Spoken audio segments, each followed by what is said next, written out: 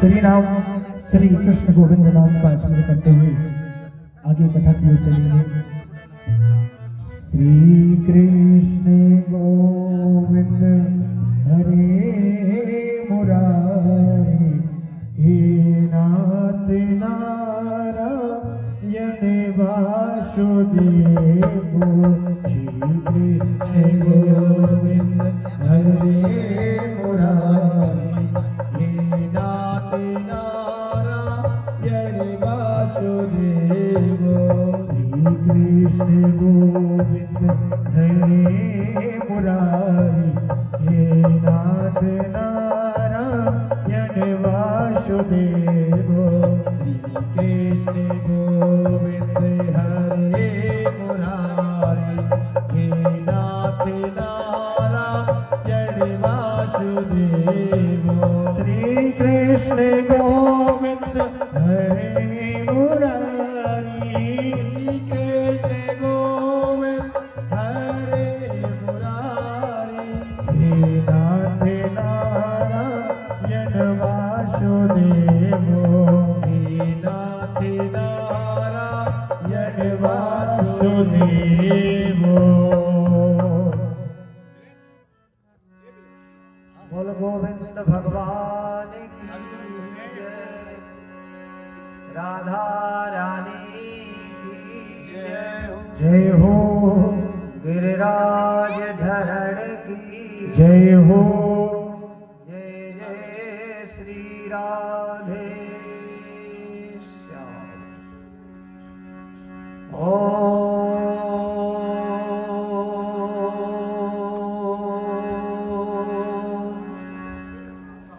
बंसी विभूषित करानवनीरदाभात पीताम्बरधरुणबिम्ब फलाधरुष्ठान पूर्णेन्द्र सुंदर मुखादरविंद नेत्र कृष्णात् परम किमपि तत्त्वमहं न जाने।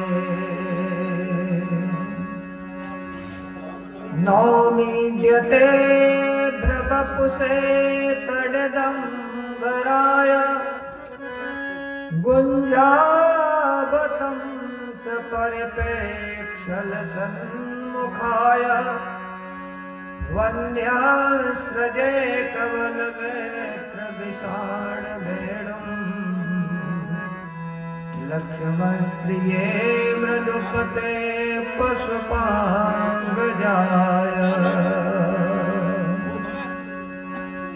ब्रजे वसन्तं नवनीतचौरं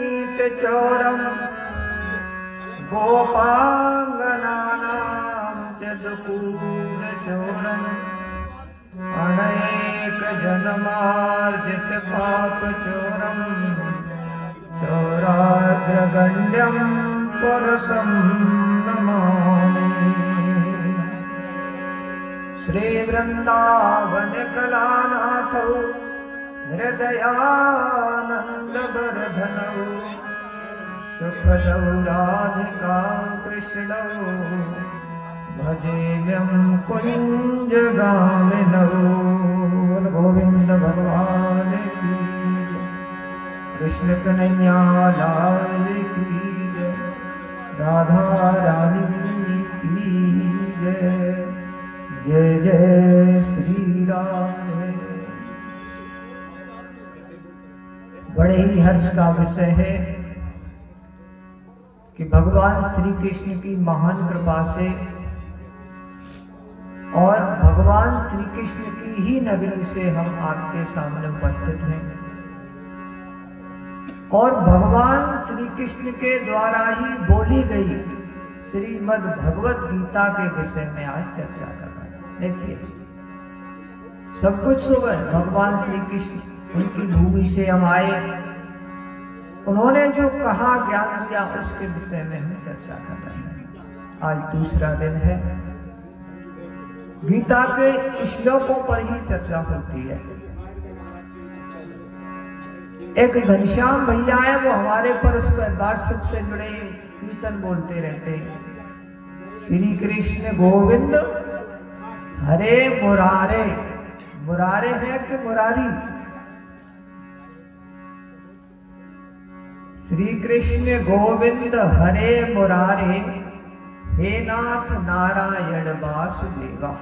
ये मंत्र है कलि तरंगण उपनिषद का। तो ये थोड़ा सा मैं इसलिए बोल रहा हूं क्योंकि मैं अपने सामने गलत उच्चारण सहन नहीं कर पाता, मुझे दर्द होता है, और कोई बात नहीं। हरि शब्द एक हरि शब्द जिसके संस्कृत में रूप चलते हैं, तो जब संबोधन में रूप बनाएंगे, जैसे संबोधन उसको कहते हैं कोई हमसे दूर है तो हम अपनी पूरी ताकत लगा के बुलाते हैं कि, तो हरि शब्द का संबोधन में बन जाता है हरे, ई को क्या हो जाता है ए। इसी तरह से दूसरा शब्द संबोधन का है मुरारी, लेकिन जब हम संबोधन करेंगे तो उस ई को भी बन जाएगा ए, तो संबोधन में बनेगा हरे मुरारे। इसको यदि पढ़ेंगे हरे शब्द जोड़ देंगे तो मुरारे पढ़ना पड़ेगा, और वैसे हटा देंगे तो मुरारी पढ़ना पड़ेगा, क्योंकि समास जब होता है, जब संबोधन होता है, तो ये सब व्याकरण का विषय है, आपका विषय नहीं है। इसलिए शुद्ध मंत्र लिखा है उसे उच्चारण करें, श्री कृष्ण गोविंद हरे मुरारे। मुरारी नहीं बोलना, मुरारे। हे नाथ नारायण वासुदेव। हे अरे भो संबोधन होते हैं ये संस्कृत भाषा के, दूर से बुलाने के। जैसे आप बोलते हो इधर आ, तो उसी तरह से हे अरे भो संबोधन है।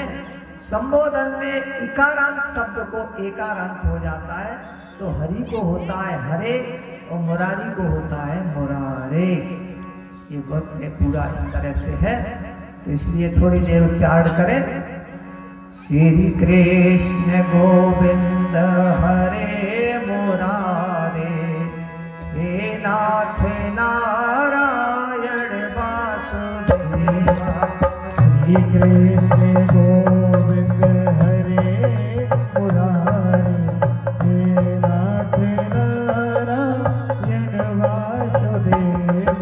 श्री कृष्ण गोविंद हरे मुरारे, हे नाथ नारायण वासुदेव। श्री कृष्ण गोविंद हरे मुरारे, हे नाथ नारायण वासुदेव।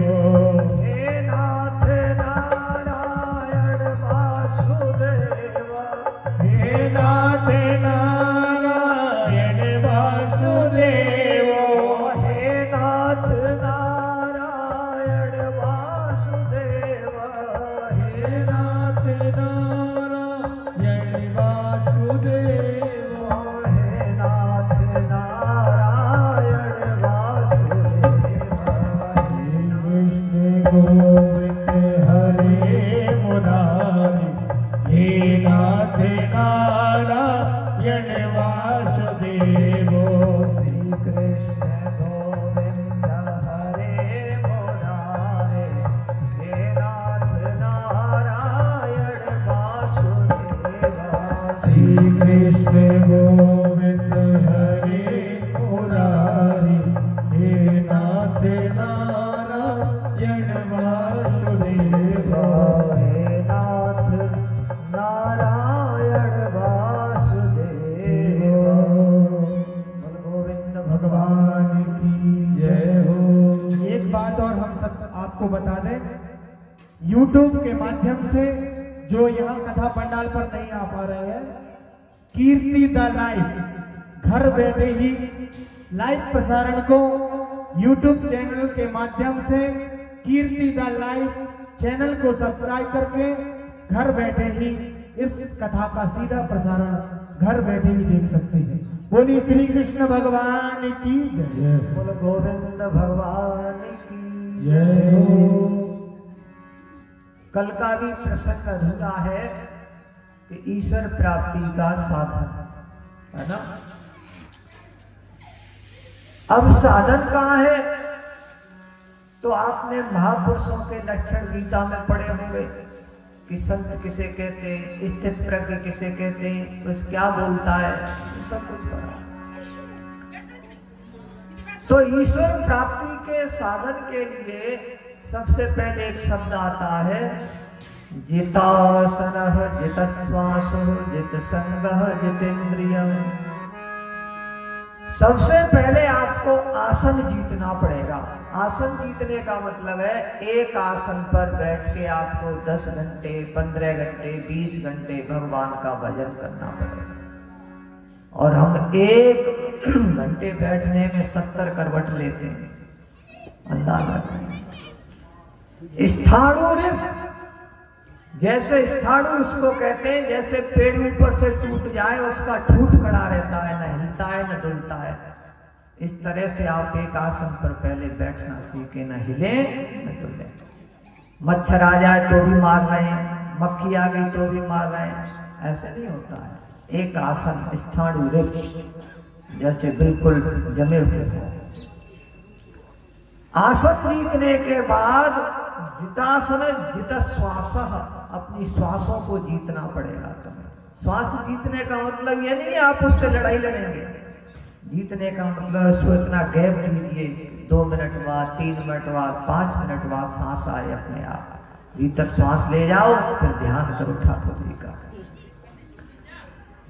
उसके बाद श्वास जीतने के बाद आपको इंद्रियों को जीतना पड़ेगा। कल भी बताए थे 11 इंद्रियां हैं, 5 कर्मेंद्रिय, 5 ज्ञानेंद्रिय और 1 मन। इनको जीतना पड़ेगा। जित श्वासा जितेंद्रिय।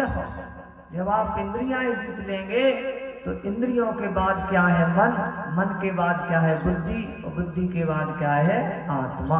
ये सिस्टम पढ़ा होगा ना गीता में, यो बुद्धि परसस्त सह।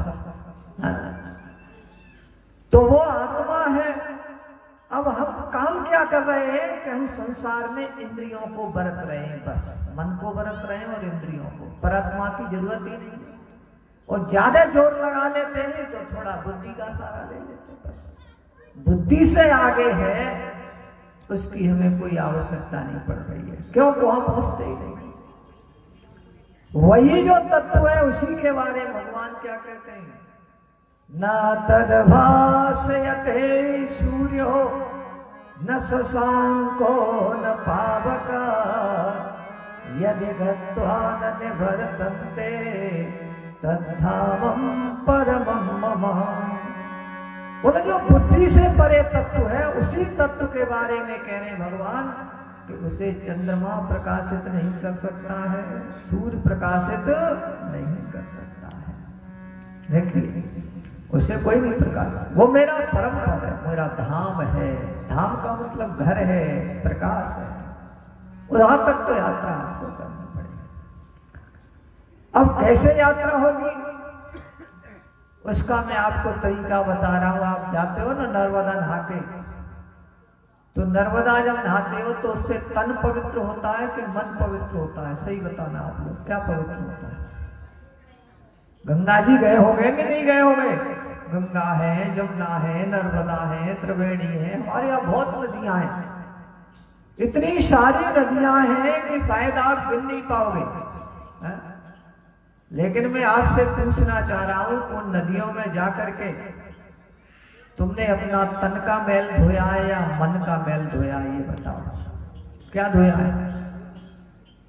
तन का मैल धोया है, मन का नहीं। क्यों कि जितनी भी नदियां बह रही हैं इसमें तन का मैल धोया जाता है, मन का नहीं धुलता है। फिर वो मन का कहां धुलता है ये भी तो बताए, भाई बताना पड़ेगा। जब कोई आप समस्या पैदा करोगे तो निदान तो बता दो।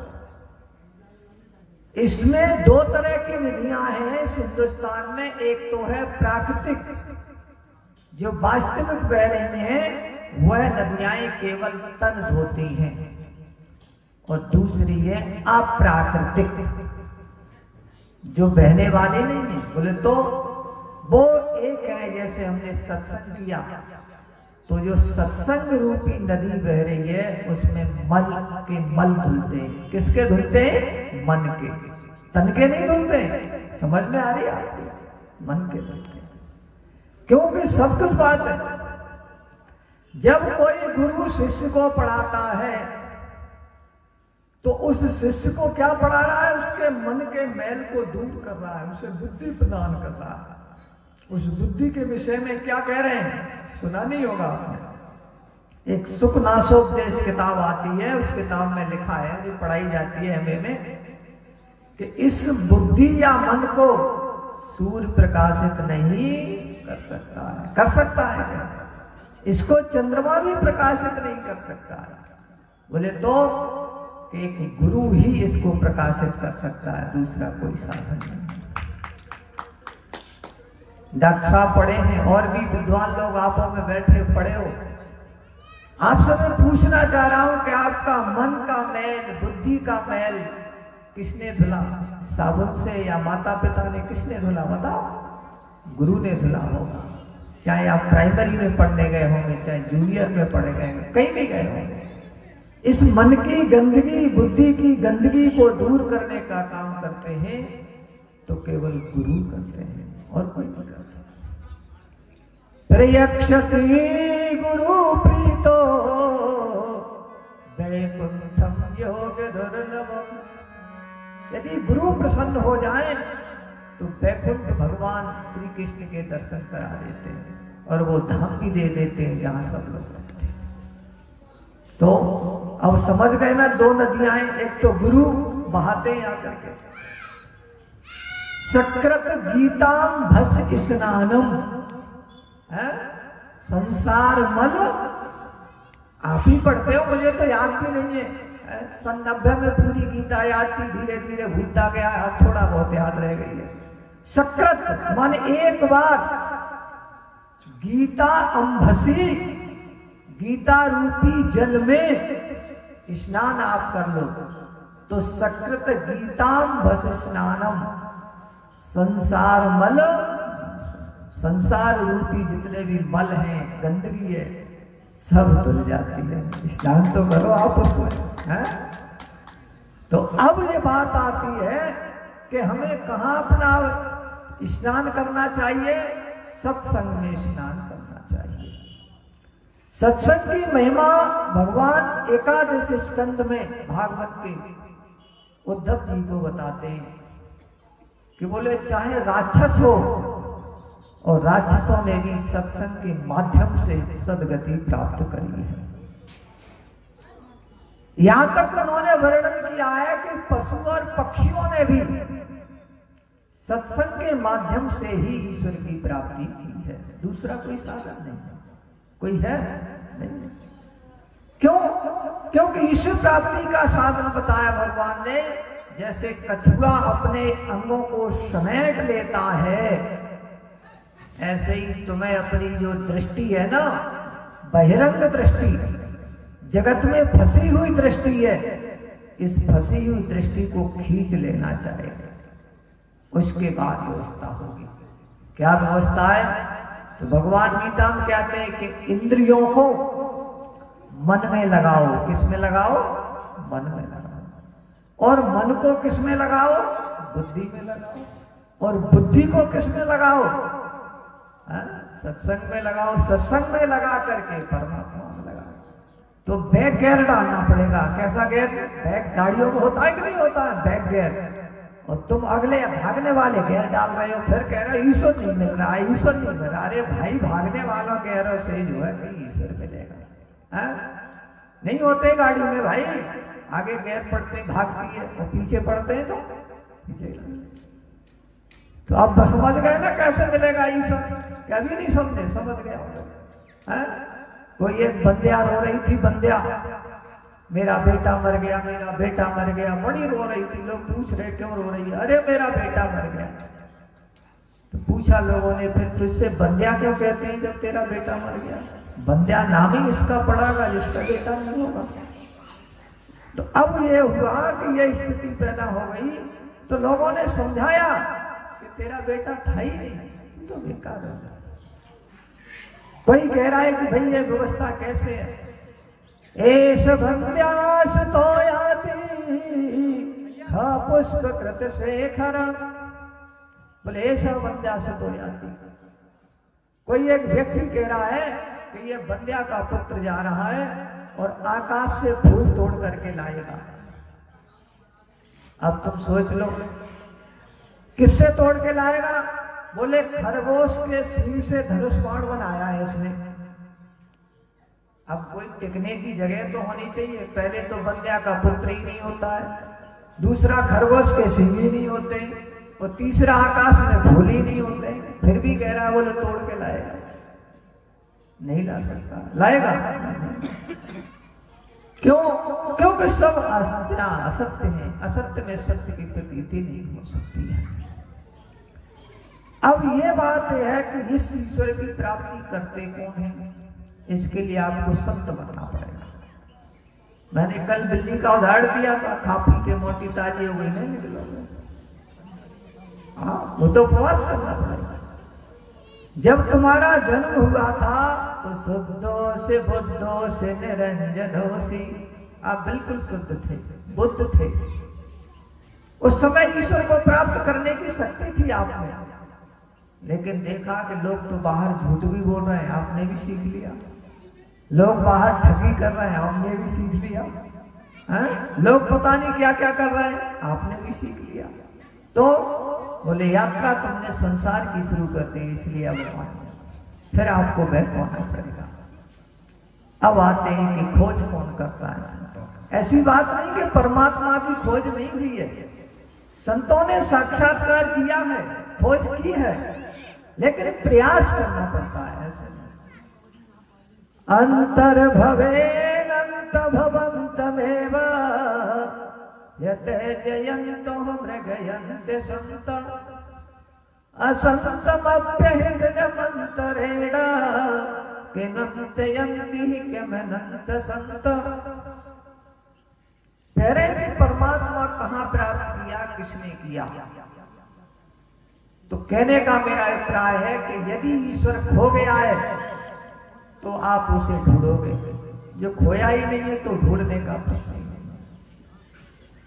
तो कह रहे हैं अंतर भवे नंत भवंतमेव, ये हमारे हृदय में ही परमात्मा है, और इस हृदय में ही परमात्मा को और जो है प्राप्त किया है संतों ने, किसी दूसरों ने नहीं किया। जिन्होंने प्रयास किया है उनको प्राप्त हुए, गृहस्थियों को प्राप्त हुए, ऐसी बात नहीं है। लेकिन वो गृहस्थ पूर्ण रूप से संत बन गए तभी उन्हें प्राप्त हुआ है, वैसे नहीं। तो मन से कह रहा था सुनने के लिए कि इस मन की गंदगी को हटाना सत्संग के माध्यम से है, और संतों के बारे में भी कहा कि संत जो है हृदय से परमात्मा की प्राप्ति कर लेते हैं, दूसरी जगह नहीं जाना। जैसे जो वस्तु जिसमें होती है तो वो उसमें से ढूंढनी पड़ती है, उसका स्वरूप थोड़ा परिवर्तन होता है। जैसे दूध के अंदर घी है, ये सबको मालूम है, लेकिन फिर भी बिना प्रयास किए दूध से घी नहीं निकल सकता है। तो पहले उसका प्रयास, उसे गर्म करो, ठीक समय पर उसे जामन दो, उसका पहले दही बनाओ, विकार पैदा करो। बिना विकार पैदा हुए दूध से दही नहीं बनता है। दूध का विकार ही दही है, और दही में भी फिर विकार पैदा करना पड़ता है। वो क्या है कि मथानी से मथना पड़ता है। मथानी से जब मथोगे तब उसमें से घी निकलेगा। तो कहने का अर्थ है कि ये सो हमारे परमात्म तत्व है। इस शरीर में हमें जब तक हमारे अंदर विकार पैदा नहीं होगा, लगन पैदा नहीं होगी, तब तक ईश्वर की प्राप्ति नहीं होगी। उदाहरण देते हैं हम मीराबाई के। मीराबाई ने जो पद गाए ना, वो पद कोई साधारण पद नहीं है। उसने अपने विरह की जो व्यथा थी, उस व्यथा को व्यक्त किया है, और कुछ नहीं। काव्य कुछ और नहीं है। काव्य का सीधा सीधा अर्थ है कि कवि या कोई व्यक्ति अपने मन की पीड़ा को शब्दों में जब व्यक्त करता है तो उसका नाम काव्य होता है और कुछ नहीं। तो अब उन्होंने किस तरह से अपनी पीड़ा व्यक्त की, उसको एक एक लाइन पर, एक एक शब्द पर लोग रिसर्च कर लेते हैं, पीएचडी कर लेते हैं। क्यों? कितना प्रेम है मीरा के प्रेम के 1000 अंशों के बराबर भी हमारे अंदर प्रेम पैदा नहीं हो सकता। क्यों? इसलिए होनी सकता है कि हम सुखदाओं को संभाल के रखते हुए ईश्वर का भजन करते हैं, और मीरा ने सुखदाओं को छोड़ करके तब किया था ईश्वर का भजन।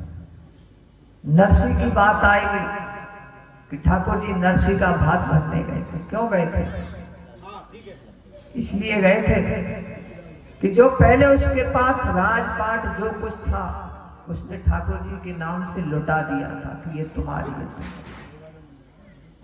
अब ठाकुर जी के मन में विचार आया कि आज इसको आवश्यकता है और इसकी दी हुई वस्तु मैं वापस नहीं करूंगा तो फिर मेरा क्या होगा, लोग मुझ पर कैसे विश्वास करेंगे। दिया हुआ तो किसी के दत्त है ना। ठाकुर गीता में क्या कहा है? ना का दत्ते कस्यचित् पापम न चैव सुकृत ना विभू अज्ञानेनामृतम ज्ञानम तेन मुह्यन्ति जन्तव। भगवान कह रहे हैं न तो मैं किसी के शुभ कर्म ग्रहण करता हूं और न किसी के अशुभ कर्म भी मैं ग्रहण करता हूं।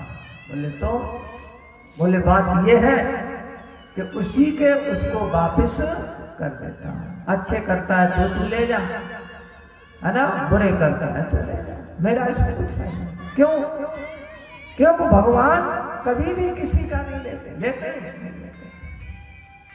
छोटे बच्चे जो होते हैं टॉफी खा रहे या कुछ भी है तो हमारे जो बाप दादे या पिताजी होते हैं बच्चे से मांगते हैं बेटा हमें दे दो हमें दे दो। तो बच्चा जब दे देता है हाथ पर रख देता है तो हमारे पिताजी दादा क्या करते हैं, ले बेटा ले, बहुत बढ़िया बच्चा है, खूब बड़ा हो, दे देते, लौटा के नहीं देते। तो जो कर्म है वो आपको भोगना वैसे। एक बार एक पंडित जी से प्रश्न कर दिया राजा ने कि ये बताओ कि व्यक्ति कर्म कैसे भोगता है, ये प्रैक्टिकल करके दिखाओ। पंडित जी सोचने लगे कि ये तो बहुत बड़ी वैसी बात है कि एक व्यक्ति कर्म कैसे भोगता है, किस तरह से उसको देखा जाए। तो उन्होंने कहा राजा ठीक है हम करके दिखाते हैं प्रैक्टिकल।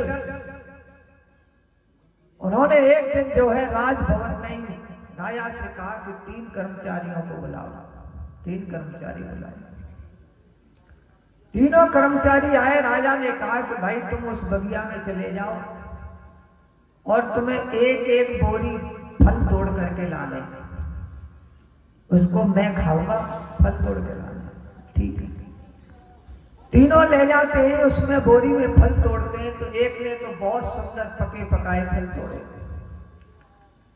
दूसरे ने कुछ पके और कुछ कच्चे फल तोड़े, वो जो तीसरा व्यक्ति था उसने कच्चे और वो पत्ते और डालियां वालियां तोड़ के भर ली और बस बोरी। राजा है क्या देखेगा, कुछ नहीं। राजा ने क्या किया, जो तीनों लेकर के आए तो तीनों को अलग अलग कमरे में बंद कर दिया और जो कहा 1 हफ्ते तक जो तुम लाए हो ना उसी को खा के गुजर करो और अंदर ही रहना पड़ेगा। तो जो बढ़िया भोजन लाया था, फल लेके आया था, उसकी तो अच्छी कटी, और जो खट्टे और पत्ते लाया था उसे वो खाने पड़े। तो ये दिखा दिया कि व्यक्ति जो जैसे सोच करता है, कर्म करता है, उसको वैसा ही फल भोगना पड़ता है। भगवान इसमें कुछ नहीं करते, अपना किया हुआ ही अपने ऊपर बरसता है, दूसरे के ऊपर नहीं बरसता है। इसलिए सोच समझ करके कर्म करो।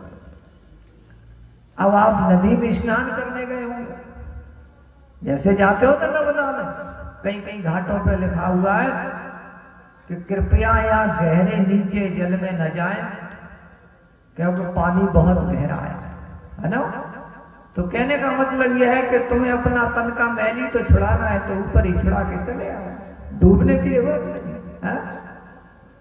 कहीं कहीं लिखा होता है बहुत गहरा पानी है, यहाँ पानी में ना उतरे, तो बैल छुड़ाना है, आप आ जाइए, आप सुरक्षित हैं। लेकिन सत्संग रूपी जो धारा बह रही है, नदी बह रही है, इसमें जब तक आप नहीं डूबेंगे तब तक आपकी मन की गंदगी नहीं जाएगी। यहां डूबना जरूरी है। सकृत गीताम भस्म स्नानम, आपको डूबना पड़ेगा। डूबने के बाद तब ये मन का मैल, बुद्धि का मैल छूटेगा, तब जाकर के कहीं ईश्वर की प्राप्ति होगी। अब बात आती है संतों की, कि संत प्राप्त करते हैं। मार्ग यही है, पहले आप संत बनेंगे, संतों में भी उपाधि है, हंस बनेंगे, परम हंस बनेंगे, जिसको गीता में भगवान ने कहा है द्वंद्वातीत, सुख दुख समय कृत्वा लाभा लाभो, मान अपमान इन चीजों में जो बिल्कुल त्रस्त रहेगा, तब आप संत बन सकते हो। इस दुनिया में सबसे कठिन है तो संत बनना है, सबसे कठिन, इससे कठिन और कोई नहीं है। क्योंकि संत बनने के लिए बड़ा प्रयास करना पड़ता है। अब वैसे तो सब संत बन सकते हैं, रावण भी संत था, नहीं था? सीता जी को कैसे उठा ले गए? संत ही तो बना था। कालनेमी भी संत बना था, नहीं बना था? तो ऐसे संत बनने में तो हम भी बन जाएंगे, हमें क्या दिक्कत है? लेकिन जो संत अंतर भवे अनंत भवंत संत, जो संत की परिभाषा है, जिनके पीछे ठाकुर जी चलते हैं, ऐसा बनना भी बड़ा मुश्किल होता है। क्यों? क्योंकि संत का काम होता है सीधा सीधा कि लोगों को परमात्मा से जोड़ना, लोगों को आत्म तत्व बोध कराना, यह है और कुछ नहीं। अब रही बात कि मनुष्य तो बहुत है, मनुष्य के जन्म के बारे में भी भागवत में आया है, दुर्लभो मानुषो देहो देहिनाम छड़ भंगुरा तत्रापि दुर्लभम मन्ये वैकुंठ प्रिय दर्शनम। जो मनुष्य का शरीर है वो दुर्लभ है, सहज में प्राप्त नहीं होता है। और ये शरीर भी क्षण भंगुर है। क्षण भंगुर का अर्थ है कि हर समय नष्ट हो रहा है।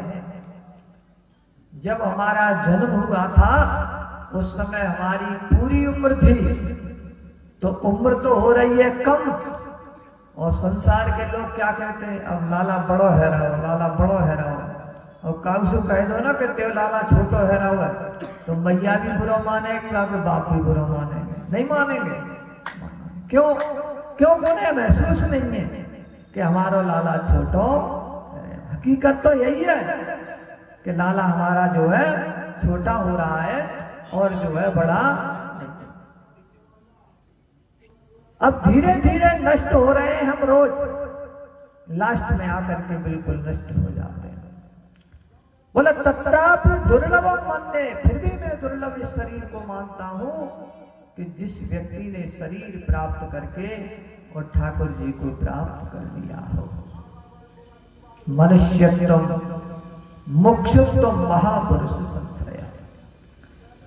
मनुष्य हो जाना यह बात नहीं है कि आपने ईश्वर प्राप्त कर लिया, हम मानव जन्म मिल गया, ऐसा। मानव जन्म बनने के लिए मनुष्यत्व होना बहुत आवश्यक है कि मनुष्य के क्या कर्तव्य हैं, मनुष्य के क्या कर्म हैं, उसको पहले आप जानिए, ये होना। और उसके बाद है मुमुक्षुत्व, कि मोक्ष की इच्छा रखना चाहिए कि हम कैसे मुक्त हो सकते हैं, ये भी रखना चाहिए। महापुरुष संश्रय, बड़े बड़े महापुरुषों के संयोग से, संसर्ग से आप मिल जाएंगे, पालेंगे, हो जाना चाहिए। तो महापुरुष संश्रय, महापुरुषों का भी संसर्ग जरूरी है।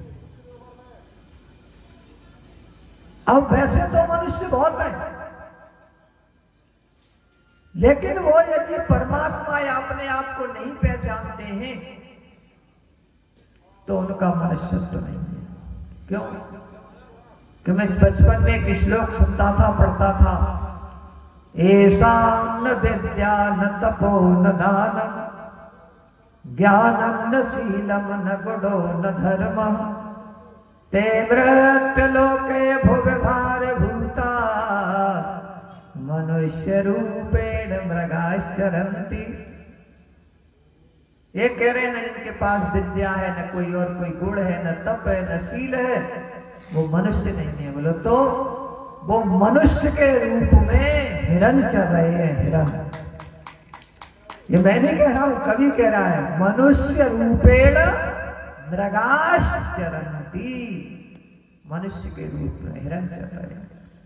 बोले हिरण चल रहे हैं तो बोले ये भी हिरण भी अपने आप में खुशी से नाच उठे कि बोले मनुष्य के रूप में हिरण चल रहे हैं। तो पूछा भाई तुम क्यों नाच रहे हो? बोले ये भी हमारे सौभाग्य की बात है कि वो मनुष्य घास नहीं खा रहे हैं। बोले नहीं तो हम भूखों मर जाते, हम क्या खाते हैं? वो घास नहीं खा रहे हैं, यदि खाते तो बोले हम भूखों मर जाते हैं। तो वो भी तो कम से कम आप मनुष्य में मनुष्यत्व क्या होना चाहिए, मनुष्य क्या कर्तव्य है, इस कर्तव्य का पालन करो आप। और उसके बाद आगे आप पढ़ो महापुरुष संश्रया। बोले महापुरुषों का संयोग, सत्संग, ये सबसे कठिन है।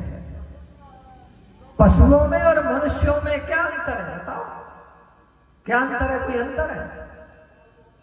मुझे तो कोई अंतर नहीं लगता है। एक अंतर है, उसको कोई मनुष्य स्वीकार करते हैं, बाकी नहीं करते। समान धर्म बता रहा है। क्या है? आहार निद्रा भय मैथुनम च सामान्य में तत् पशुभी नराणाम धर्मो हि तेषामधिको विशेष धर्मेण पशु भी समान। आहार आप भोजन करते हो, मनुष्य हम भी करते हैं, पशु भी करते हैं, कोई अंतर रहा? दोनों का लक्ष्य एक है कि पेट में जो आग जल रही है उसको शांत करना। हम अपना बड़ा बढ़िया व्यंजन खा के शांत कर लेते हैं, वो अपना घास फूस खा के शांत कर लेते हैं। निद्रा हमें भी नींद आती है, पशु पक्षियों को भी नींद आती है। अंतर इतना है कि एसी में बेड पे बढ़िया सो लेते हैं, वो अपनी डाल पे सो लेते हैं, कोई गुफा में सो लेता है, कोई पानी में सो लेता है। सोते सब नहीं सोते। भय, हमें भी भय लगता है और उनको भी भय लगता है। हम भी सर्प से डरते हैं, शेर से डरते हैं, चीते से डरते हैं, हाथी से डरते हैं, हमें भी भय लगता है, उनको भी लगता है।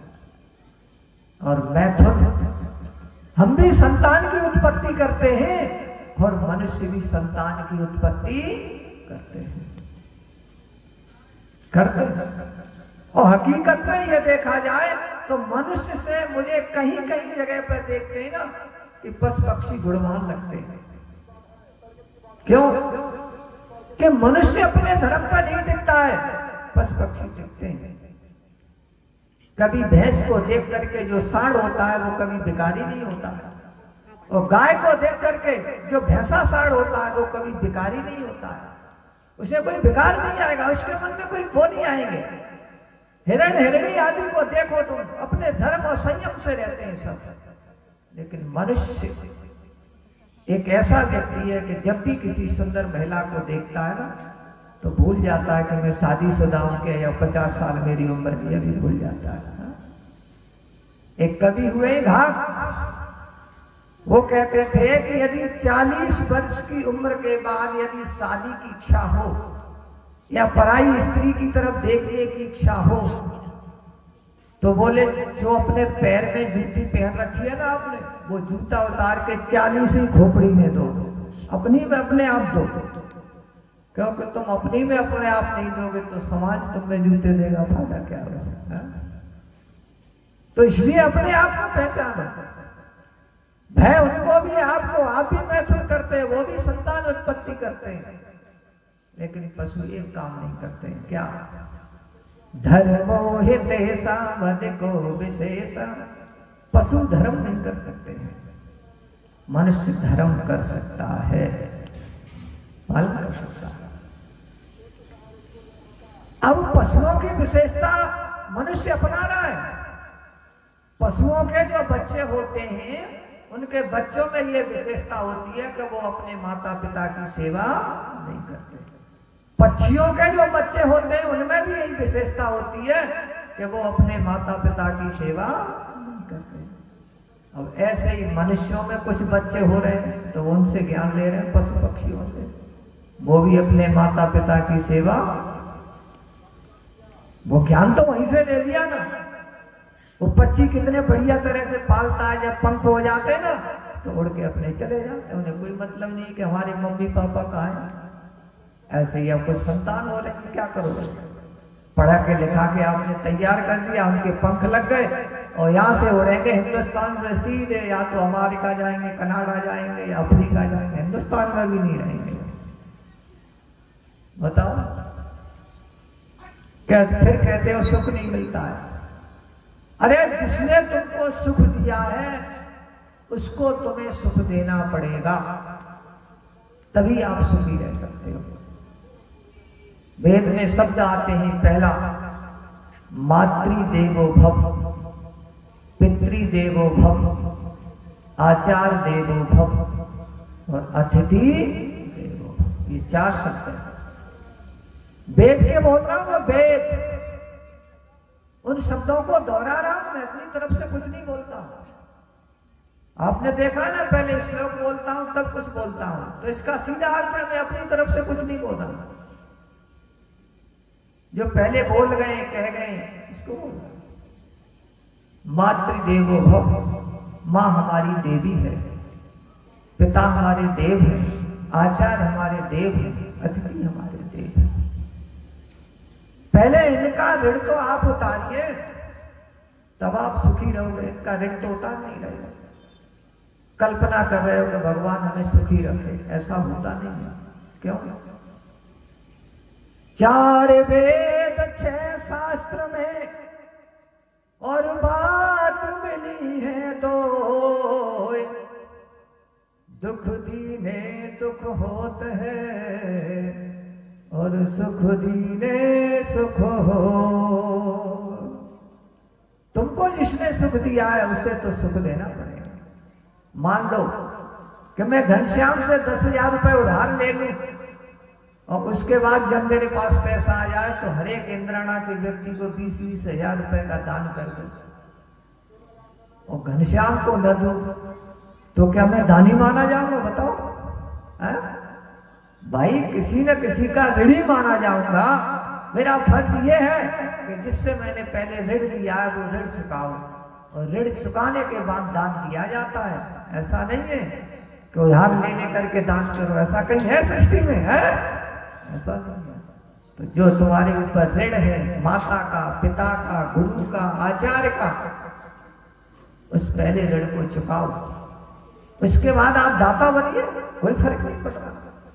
और यदि किसी का ऋण चुकाए बिना आप दाता बने ना, तो जैसे ही वो तुम्हारे सामने व्यक्ति आ जाएगा ऋण वाला, तो उसे देख करके पलक मारने लगोगे, यूं कहोगे आज तो बेइज्जती होगी। क्यों? वही तो मांगेगा। ये भी गनीमत है कि समाज में नहीं मांगे, वो तो कभी भी कहीं भी मांग सकता है, उसमें क्या है। तो कहने का मतलब कि अपना धर्म निभाओ, तुम मनुष्य हो, आप धर्म कर सकते हो इसलिए आप श्रेष्ठ हो। पशु धर्म नहीं कर सकते इसलिए श्रेष्ठ नहीं है। तो अपने को अलग करो, तो अलग केवल आप सत्संग से, धर्म से, इसी से हो सकते हो, अन्यथा नहीं हो सकते हो। अब इसके लिए लोग देख रहे हैं, सत्संग करते हैं, सत्संग करता भी बहुत लोग होते हैं। कभी कभी मैंने देखा है कि जिनको कोई ज्ञान नहीं है, सुबह से शाम तक प्रवचन करते समय भी एक श्लोक न तो गीता का बोलेंगे न भागवत का बोलेंगे, फिर भी उपदेश देने में लगेंगे। तो क्या करते हैं? मेरी समझ में यही नहीं आया था कि उपदेश किसका दे रहे हैं, तो बताओ। कहीं कहीं भागवत होती है, जब लोग कहते हैं कि आप आओ, मैं देखता हूं, 2-2, 4-4 घंटे में खुद सुनता हूं, लेकिन भागवत का एक श्लोक मुंह से नहीं निकलता है तो फिर व्याख्या किसकी कर रहे हो बताओ ना तुम। लोगों की समझ में ही नहीं आ रहा। कोई गणित का टीचर हो और गणित के सूत्र फार्मूला ना पढ़ाए तुम्हें, हिंदी की शेख चिन्ह की कहानी पढ़ाए, तो तुम कैसे कहोगे कि गणित का टीचर है? बताओ। गणित का टीचर तो तभी माना जाएगा जब वो गणित के सूत्र पढ़ाएगा सीधा। तो प्रवक्ता तो तब वो माना जाएगा जो प्रवक्ता गद्दी पर बैठ करके भागवत के, गीता के, उपनिषदों के श्लोक बोले व्याख्या करेंगे। इतने बहुत सारे प्रवक्ता मैंने देखे है ना, फलाने सिंह, ढिकाने सिंह, बहुत देखे हुए, और अच्छी उन्होंने पब्लिक सेशन अच्छी भी प्राप्त कर ली, ऐसी बात नहीं है, बुराई की बात नहीं है। एक कुमार विश्वास है, वो कभी श्लोक नहीं बोलता है, टीवी चैनलों पर उसने अच्छी पॉपुलेशन इकट्ठी कर ली कि ये ऐसे व्याख्या, ये ऐसा नहीं होता है। व्याख्या वही व्यक्ति कर सकता है जिसने भाषा का व्याकरण सुना हो, पढ़ा हो ढंग से। वही यदि भाषा का व्याकरण उसने नहीं पढ़ा है तो किसी भी शब्द की वो व्याख्या नहीं कर सकता। ये सिद्धांत है। पहले व्याकरण करना पड़ेगा, तब आप व्याख्या कर सकते हैं। बोले बिना संस्कृत बोले और आप प्रवचन बढ़िया सुने आए, ऐसा नहीं होता है। वो बकवास सुन के आए आप कि नंद की बुराई, सास की बुराई, ससुर की बुराई, आदमी की बुराई, गांव की बुराई, देश की बुराई, इससे क्या होता है? जो तुम्हारे अंदर कचरा भरा है वही बड़ा पड़ा है, उससे क्या होता है? एक भिखारी था, भिक्षु मांगने के लिए राजा के दरबार पर गया। उस समय बादशाह पूजा कर रहा था और ऐसे हाथ फैला रहा था, ऐसे भगवान मुझे दे दो, भगवान मुझे दे दो, ऐसे करके झोली फैला रहा था। भिखारी खड़ा रहा। जब उसने पूजा कर ली, दुआ मांग ली, तब उसने पूछा भिखारी से, हाँ भैया बोलो, आपको क्या चाहिए? इसने कहा महाराज एक निवेदन कर रहा हूं, आप बुरा ना माने तो करिए। बोले आप ये हाथ उठा रहे थे, झोली फैला रहे थे इस तरह से, ये क्या कर रहे थे आप? बोले मैं भगवान से मांग रहा था कि मुझे भी दे दो, मुझे इतना दे दो कि मैं लोगों को देने लायक बन जाऊं। तो उसने कहा आपको भी मांगना पड़ता है राजा होने के बाद भी? बोले हाँ मुझे भी मांगना पड़ता है। तो बोले फिर स्टाफ के व्यक्ति से मांगने से कोई फायदा नहीं है, आपसे मांगने से क्या फायदा? जिससे आप मांग रहे हो उसी से हम मांग लेंगे, क्या है? तो व्याख्या तो वो व्यक्ति करेगा जिस पर व्याकरण आता हो, संस्कृत आता हो। व्याकरण आता नहीं, संस्कृत आता नहीं, व्याख्या क्या आप सुनते आते हो? भोरी भारी जनता को गुमराह करते हैं, पैसा लूट के ले जाते हैं। भागवत कथा हो रही है, 7 दिन कथा हो रही है, 7 दिन में 7 श्लोकों की आपको व्याख्या नहीं सुनाई, लूट लाट के ले गए, क्या होगा इसका परिणाम? मैं बात किसी की बुराई नहीं कर रहा हूं, मैं बात सिद्धांतिक कहना चाहता हूं कि व्याख्या वो व्यक्ति करेगा जो पहले श्लोक सुना। वृंदावन में एक संत थे जिनका नाम था जगत गुरु कृपालु जी महाराज, जिनका प्रेम मंदिर है। उनकी एक विशेषता थी कि वो जब भी व्याख्यान देते थे तो व्याख्यान में श्लोक बोलते थे और उस श्लोक का नंबर भी बोलते थे। आप YouTube पे अभी सुन लेना निकाल करके, नंबर बोलते थे कि ये भागवत में इस नंबर का श्लोक है, गीता में इस नंबर का श्लोक है, वेद में इस नंबर का श्लोक है, पुराण में इस नंबर का श्लोक है, उपनिषद में इस नंबर का श्लोक है। इसको विद्वता कहते हैं, इसको व्याख्या कहते हैं। जब हमें खुद ही नहीं मालूम बोल क्या रहे हैं, आप सुन क्या रहे हो, तो व्याख्या किसकी है? तो कहने का मेरा मतलब यह है कि आप तभी आप सुनोगे जब पहले वो संस्कृत बोलेगा। रामायण की है तो रामायण की पहले चौपाई बोले, तब उसकी व्याख्या करें। अब उसके बाद जब वो सार्थक शब्दों को आपका मल कैसे छूटेगा बताओ? जब तक सार्थक शब्द कानों के द्वारा और मन में, बुद्धि में नहीं जाएंगे, तब तक ये मन का मैल कैसे छूटेगा बताओ? ये थोटी बातों से मन का मैल नहीं छूटता है, ये तो आप सब जानते हो। इनसे नहीं छूटता है, नहीं छूटता है। इसलिए संतों की बाणी, संत बाणी कौन सी बोलते हैं? जो हमारे परंपरा में है, जो प्रमाणित है, उस बाणी को बोलते हैं। उससे मन का मैल जो है छूटता है। और जब तक मन का मैल नहीं छूटेगा, बुद्धि का मैल निर्मल नहीं छूटेगा, तब तक ईश्वर की प्राप्ति नहीं होगी। अब संत लोग क्या करते हैं पता है? आपके यहां भी एक संत हैं जो चरणदास जी महाराज है, जो आप जो सत्संग सुन रहे हो ना, ये सत्संग की शुरुआत कहां से की, किसने की, ये पता है आपको? नहीं पता है? ये चरणदास जी महाराज ने की। क्योंकि मैं जब कभी वृंदावन से आता था तो वो मुझसे गीता के श्लोक, गीता की व्याख्या सुनते थे, तो मैं श्लोक बोल करके उनको गीता की व्याख्या सुनाता था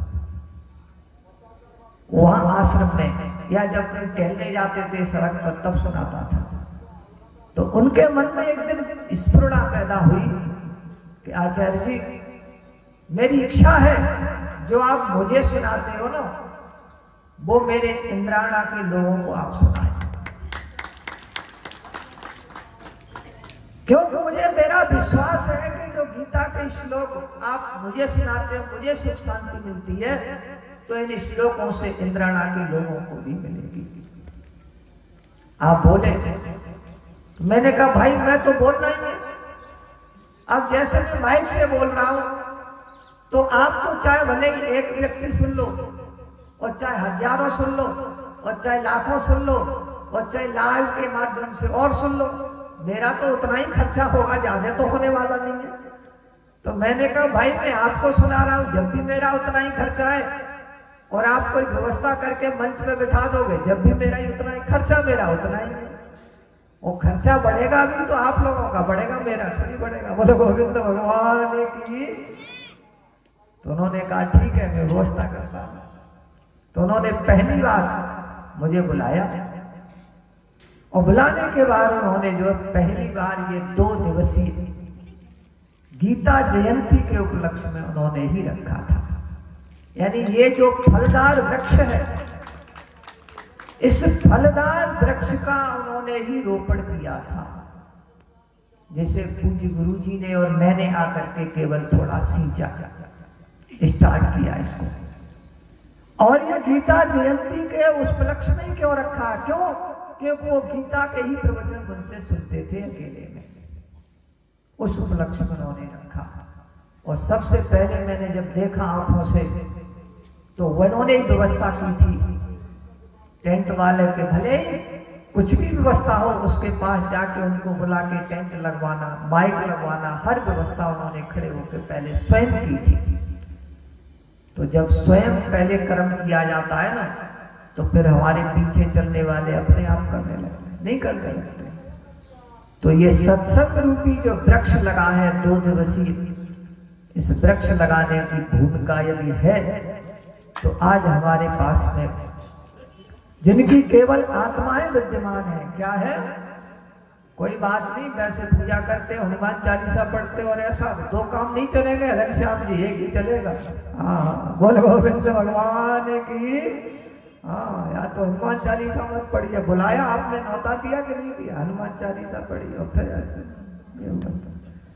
हाँ, एक बार भगवान थे ना, किसी गोपी के घर में घुस गए, तो जैसे ही घुसे तो मक्खन खाने लग गए, तब तक गोपी आ गई। गोपी आ गई तो गोपी थोड़ी बड़ी थी, वो तो छोटे ही थे, पकड़ गए। पूछा भाई तुम क्यों आए, क्या आए? गोपी की मैया पूछ रही, लाला तू क्यों आया हमारे घर में, क्यों घुसो? तो साफ कह दी भगवान ने, बोले यानी मोह बुलाया हो, तासो आयो आपके घर में, नहीं मैं क्यों आऊं? तो यो कह रही है माखन चुरावे आया, जो कही कि मेरे घर में 9 लाख गायें, मैं कौन को माखन चुराऊंगा, जाने बुलाया हूं सो आयो। तो सीधा अर्थ है भाई, पहले निमंत्रण दिया है तो व्यवस्था करो उसमें। गोविंद भगवान की। अब चरणदास जी महाराज की जो आत्मा है, संत महापुरुषों की आत्मा जो है कभी खत्म नहीं होती। आप गीता में पढ़ते होंगे ना, सुचीनाम श्रीमताम गेहे योग भ्रष्टो भिजायते। जो संत महापुरुष होते हैं जो श्रीमान पुरुष होते हैं वो कभी नष्ट भ्रष्ट नहीं होते। गीता में सुनते हो ना घनश्याम भैया, पढ़ते होंगे, बोले तो वो कहीं ना कहीं दूसरे सुचीनाम श्रीमताम गे है, कहीं श्रीमानों के घर में जाकर के शरीर धारण कर लेते हैं। योग भ्रष्ट हो जाते, योग से पतित हो जाते। अब ये चरणदास भैया हैं, संत हैं, तो संत के रूप में किसी न किसी माता के यहां जाके फिर जन्म लिया होगा। बोले उसके बाद फिर क्या करेंगे? बोले फिर भी संत ही बनेंगे, और क्या करेंगे, और कोई काम नहीं करेंगे। चोरी करने वाला आदमी चाहे बूढ़ा हो जाए पर करेगा चोरी, ऐसे ही संत है, फिर संत बनेंगे। संत बीज पलटत नहीं, जो जुग हो अनंत, ऊंच नीच घर जन्मे और रहे संत को संत। यदि कहीं जन्म मिल भी गया है तो फिर भी संत बनेंगे, चाहे ब्राह्मण परिवार में मिले, चाहे ठाकुर परिवार में मिले, चाहे वैश्य परिवार में मिले, चाहे शूद्र परिवार में मिले। रहेगा साधु का साधु, नहीं रहेगा। क्यों? दास कबीरा ने ऐसी ओढ़ी है, चुनरिया झीली रे झीली। दास कबीरा ने ऐसी ओढ़ी, ज्यों की त्यों धर दीदी, चुनरिया झीली रे झीली। कल भी मैंने कहा था, जैसे जीवात्मा बासांस जीर्णानि यथा विहाय, नवाने गहड़ाति नरो पराणी। जैसे हम और आप पुराने कपड़ों को उतार करके नए कपड़े पहनते हैं, नहीं पहनते हो? पहनते हैं। इसी तरह से हमारे हृदय में बैठा हुआ जीवात्मा पुराने शरीर को त्याग करके और नया शरीर धारण करता है। इसमें कोई दुख की बात नहीं। तो कहीं ना कहीं व्यवस्था इनकी फिर बन गई है। क्यों बन जाएगी? क्योंकि सृष्टि का नियम क्या है कि सबसे पहले हम किसी के नाती बने, किसी के बेटा बने, फिर किसी के बाप बने, फिर किसी के दादा बने, फिर किसी के परदादा बने, और परदादा के आगे और परदादा बने। इससे आगे कोई पोस्ट है ही नहीं, फिर क्या बनना पड़ेगा? फिर नाती बनना पड़ेगा। पोस्ट तो उतनी है भैया। अरे हंसते हो रहे भाई, बात मेरी समझने की कोशिश करो। हैं? सबसे पहले नाती बने, बेटा बने, फिर बाप बने, फिर दादा बने, फिर परदादा बने, फिर परदादा बने, फिर आगे आगे व्यवस्था है ही नहीं, फिर वही आना पड़ेगा।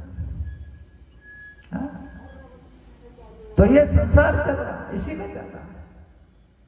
लेकिन वो आत्मा और गुण अब आप कैसे पहचानेंगे कि ये संत है? गीता में कहा है, मनसष्ठानि इंद्रियाणि प्रकृति स्थानी, कि मन के साथ, 5 ज्ञानेंद्रियों के साथ और 6वें मन के साथ, और वो अपने कर्म धर्म दूसरे शरीर में प्रवेश करता है। उससे महसूस होता है कि ये पहले संत रहा है, कौन रहा है, कि उठागिर रहा है, क्या रहा है, उससे महसूस होता है, लेकिन बदलता नहीं है।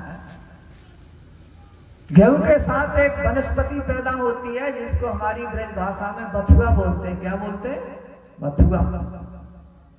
तो गेहूं तो आप काट लाते हो, घर ले आते हो, बड़ी सुरक्षित रखते हो, जब भी घुन लग जाता है उसका बीज वहीं पड़ा रहता है, कहाँ? खेत में। और जब आप फिर गेहूं बोओगे तो उसके साथ फिर उग जाता है, नहीं उगता है? उगता। क्यों? तुलसी बिरवा बाग में सींचे ते को मिलाए, रहे भरोसे राम के पर्वत पर हरियाण। उन्हें कौन भैया सुरक्षित रखता है? अपने आप हो जाते हैं। तो संत की जो परिभाषा की, संत संत बीज पलटत नहीं, और जो जुग हो अनंत, ऊंच नीच घर में और रहे संत को संत। अब किसी तरह कहीं जन्म लिया हो, ये तो कर्मों के ऊपर डिपेंड है।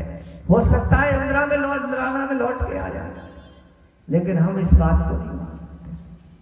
सृष्टि बहुत बड़ी है, व्यक्ति के न जाने किससे कैसे कहां संस्कार होते हैं, लेकिन इतना हम जरूर लिख के दे सकते हैं, यदि संत ने शरीर पूरा किया है तो कहीं न कहीं संत ही जा करके बनेंगे।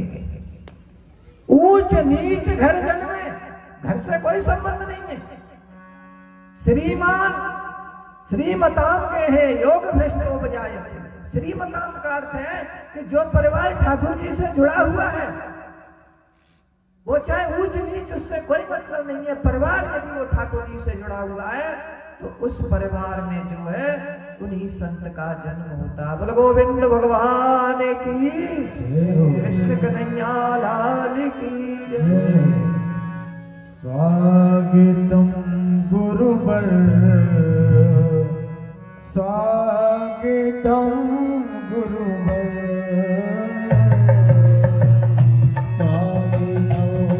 गुरुवर, स्वागतम गुरुवर,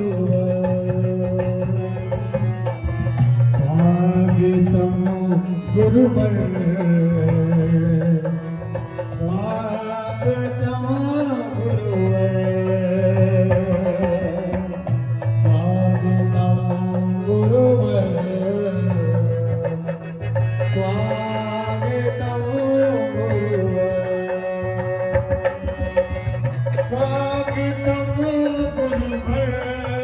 प्रभु, स्वागतम गुरुवर, स्वागतम गुरुवर प्रभु, स्वागतम गुरुवर,